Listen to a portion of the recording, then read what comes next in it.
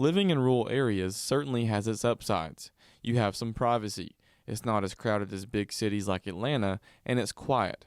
But oftentimes, just because you live in a rural area, you aren't able to get the same things as those in more urban areas, and that shouldn't be the case. However, that's sadly the narrative, especially when it comes to broadband. In some parts of rural Georgia, some people are lucky to get 1 megabyte per second. One family that knows that too well is the Cave family. We're a fourth-generation family farm. We raise beef cattle, broilers, and club goats for 4-H and FFA kids. We have 3 children, Deacon, Teller, and Emerson, that we homeschool. Today's homeschooling consists of a lot of internet-based learning.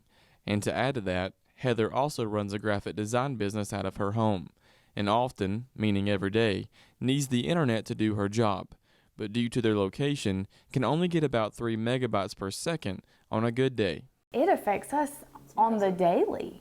And as far as being a stay-at-home mom and a farm wife and a homeschool teacher and trying to run a home-based business, I mean, all of those things they're just so big for our family, but with slow internet, it just puts you at a stop sign, if nothing else. I mean, a very huge yield. And to be able to function with a graphic design business, I'm constantly sending proofs to customers or ordering products that are coming in. And with slow internet, sometimes I get cut off right in the middle of an order, and it's almost like somebody hung up the dial-up. And then the order is halted, or the screen has to refresh and you lose all the data and you just have to restart again.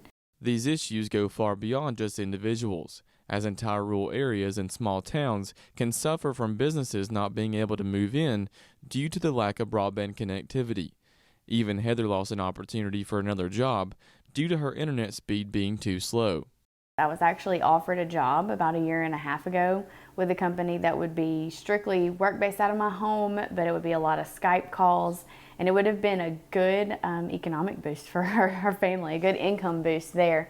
But because of the lack of service, I couldn't even get the Skype calls to load.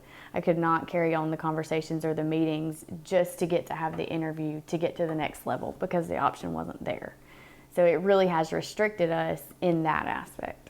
Sadly, this is an issue in rural areas all over the state and all over the country. 1 in 10 Georgians live in rural areas, and if you look at this map, the areas that are not in orange are unserved, while people in cities often have internet speeds that are 10 and 20 times faster than those in rural areas.